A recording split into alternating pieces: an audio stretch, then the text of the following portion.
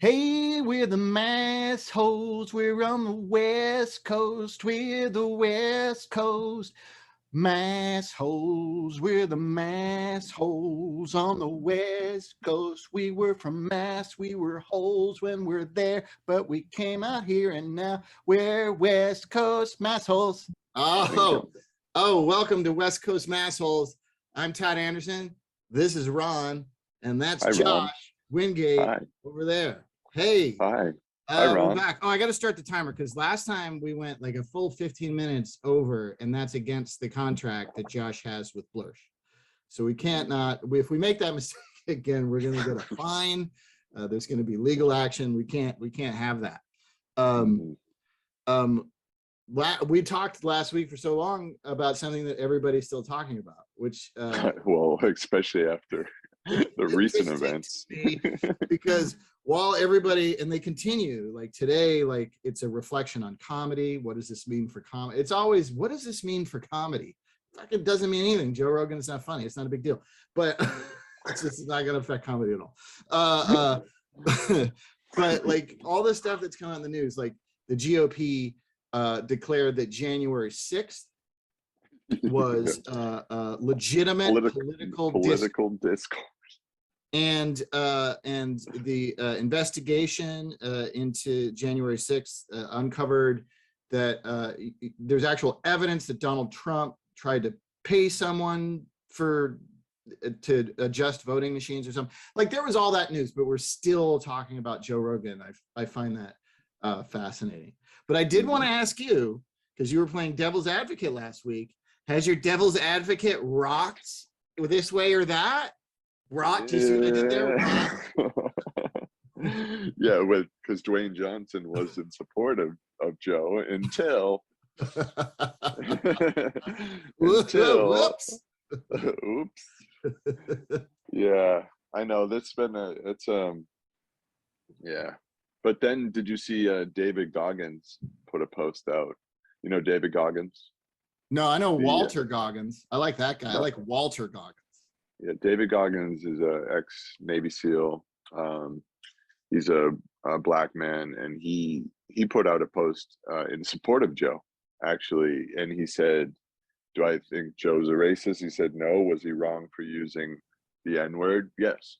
And he went on this whole rant about how he had been called this name throughout his life, and yeah, Joe shouldn't have used it. He used, but he wasn't using it in the way that he had experienced, that David, had experienced racism in his life, meaning an assault. And he didn't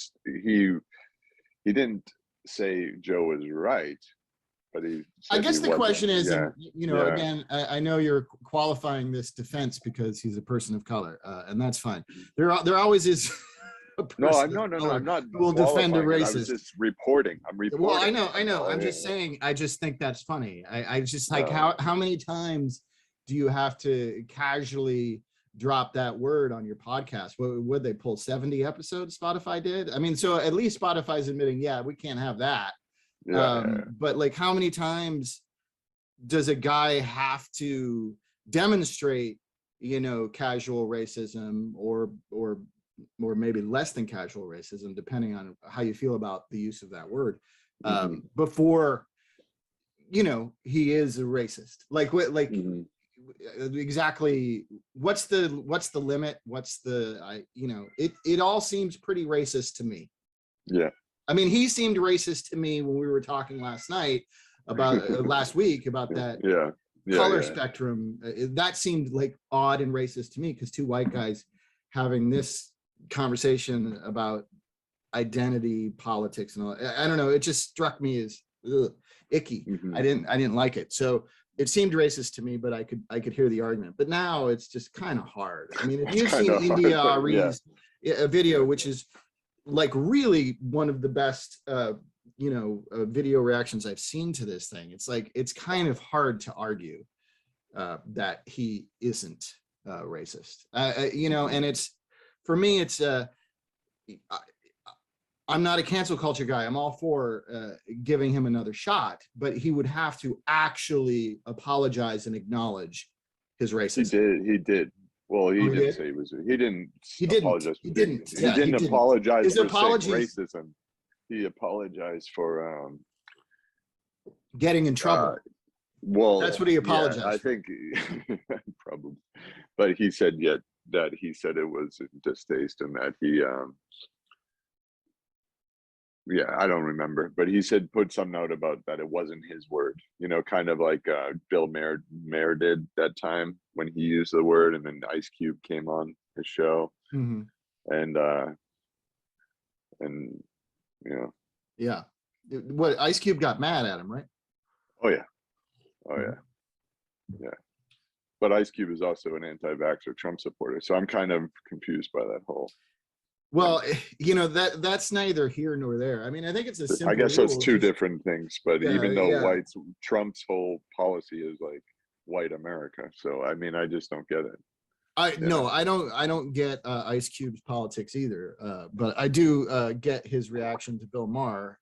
That Yeah, makes sense. I yeah, just I feel like at this point it's sort of inarguable about Joe Rogan being racist or not. yeah, yeah. Well, yeah, And given, like, and I know there's this, you know, guy that you're mentioning, but most of the people that you see jumping to his defense are pretty awful. You know, it's the alt-right, you know, the alt-righters with the giant platforms, you know, the Tucker Carlsons and the Ben Shapiros and the Donald Trump Juniors, and they're the ones that are like, woke mob, Joe Rogan's important. And it's like, Jesus Christ, he wasn't important a week ago to you. He's only important now because he said the N word 87 times or whatever it was. And you want to say it too, and you don't get to, and it makes you mad. I mean, like in his apology, if I remember right, he said something about, look, I was just discussing a word that's a powerful word in the English language that one group of people gets to use and other people don't. And I was like, whoa, that's in yeah, your yeah, yeah, apology. That's in your apology. That doesn't yeah, make any sense. Sorry. yeah, yeah.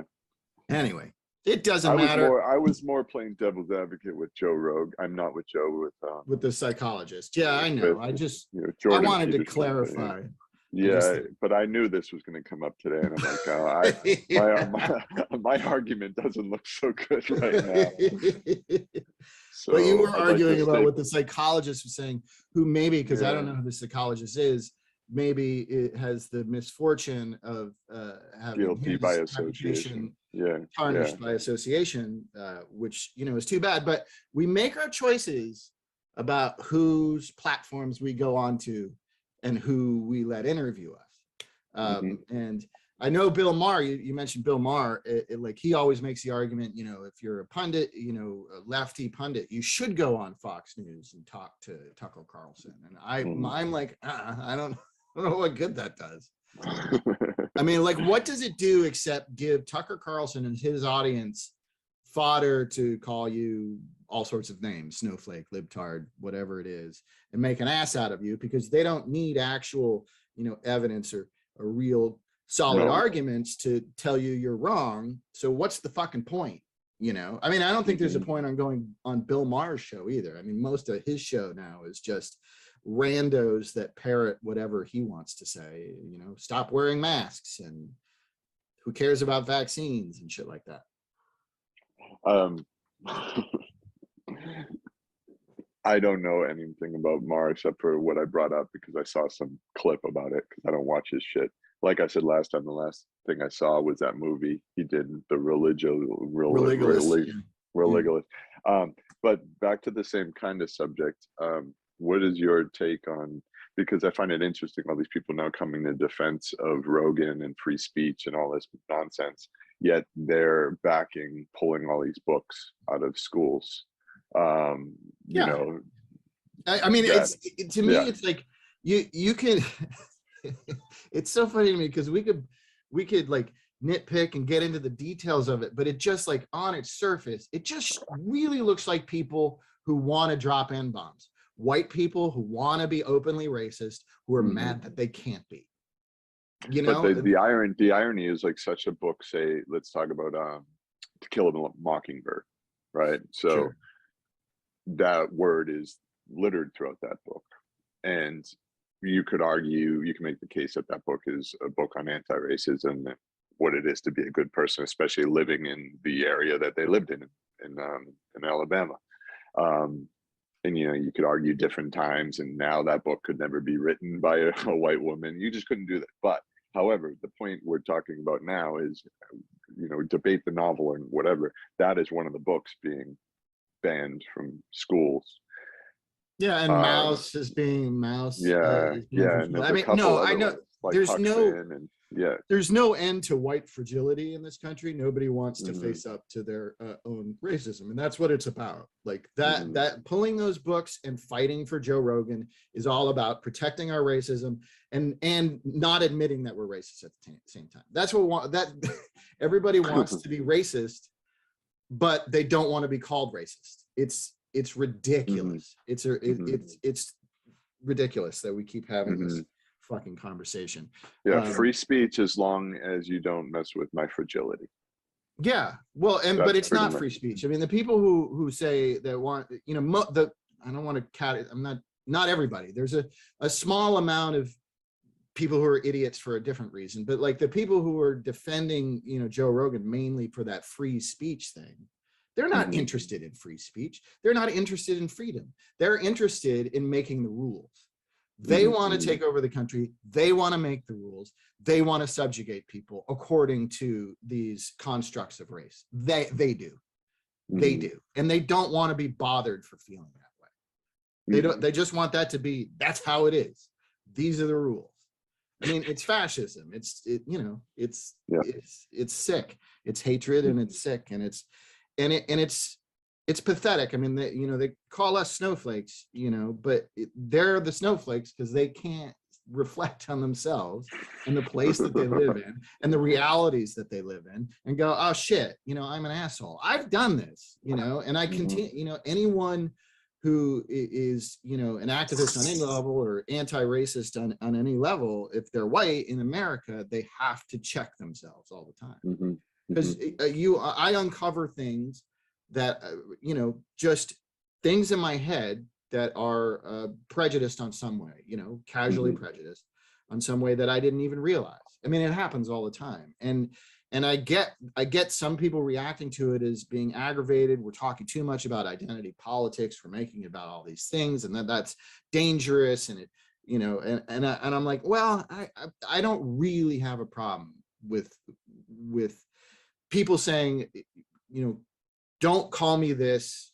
do call me this. It's not a big deal. I mean, it's and everybody's entitled to brain farts. If you forget, if you met someone, at a party and they identify as they, and you accidentally call them she and go, oh, I meant they, that's an understandable brain fart. But to complain about it, like, oh, like, what about the rules of grammar? And it's like, geez, do you really care about the rules of grammar? Since when? You spell your the wrong way every time. Yeah, that's funny. I actually took a while ago, I think it was last year, or it might have been 2020. I mean, time flies. But we took I think it was put out by Harvard, wearing Harvard sweatshirt, a test on your bias, and it was specific about race. And actually, I'm more prejudiced, according to this test, I'm more prejudiced towards white people, and I have a bias towards appreciation of people of color, apparently. But so yeah, I'm a racist against white people, apparently. I kind of don't like white people. I don't like a lot of people. I guess I don't either, but yeah. But I don't know that. Yeah, that's something that I always wonder, and I don't know the answer to this when we talk about racism and what it is. But to your point, like, I mean, is that? I mean, I don't know. Like, I honestly, what is it? Racist? You mean? Yeah. The definition of racism is you have to be in a position of power over another thing. So that would be prejudice. That would be prejudice. Right. So you're prejudiced, but you're not racist against white people. But it's like those words get like mixed up, and there's so many gray areas. Yeah. But if you want to go into, I believe if you, I don't know, for lack of a better term, clinical definition that racism is, in order to be racist, you must be in a stature or a part of a group that has the power to be able to oppress another group. So I think it that's makes sense. And I would say, like, I guess by that, it, like, in America, specifically the United States of America, white people can't be racist towards white people, maybe prejudice, but that's not a thing. So you're not, that's my point, is you're not racist towards white people. Maybe I just don't like most of them. I like outlier white people, though. I like outlier white people who make strong choices and authentically express themselves that's the thing. without any intent of harming other people, or without harming other people. I tend to like those people the most. Whether you want to be called they or Z or Z, I don't care. I'll be like, that's awesome. Whatever you want. Only Canadians want to be called Zed. I know, weirdos. Maybe we could be racist against white Canadians, because we could probably wipe out that country in a heartache. And then, bang. I don't know. They got those anti-vax truckers running around. Oh yeah. I wouldn't mess with those Canadian truckers. They're not as nice as the rest of the Canadians. I think they all have shotguns by their front door too, and they leave their doors unlocked because everybody's a friendly neighbor. So, and you know who loves the Canadian anti-vaxxer truckers? Sherry Moon Zombie. I don't even know who that is. Rob Zombie's wife. Oh. It's just something I learned. I don't even know Sherry Moon Zombie. That's a great name. Yeah, it's fantastic. Just because you have a cool name, though, doesn't make you a good actress. No. Like, what's her name? Moon Fry. What was her name from Punky Brewster? What's her name? Soleil Moon Fry. Soleil Moon Fry. Yeah, she's in Pumpkinhead 2 Blood Wings. Highly recommend it. All right, we've gone over time already. We got to stop this thing. I don't want to get sued by Josh. I mean, I don't want Blursh to get sued by Josh. I'm just an employee. An unpaid employee. It's just slave labor. So now that Josh and I, two white guys, have figured out what racism is in America, fuck you, Nazis. We fixed everything. You have to go. You have to fuck off, Nazis. Eat your own feces, Nazis. That's a good one. That's our new one. Eat your own feces, Nazis. We'll see you next time on West Coast Massholes. Bye. This has been a Blursh production. Blur.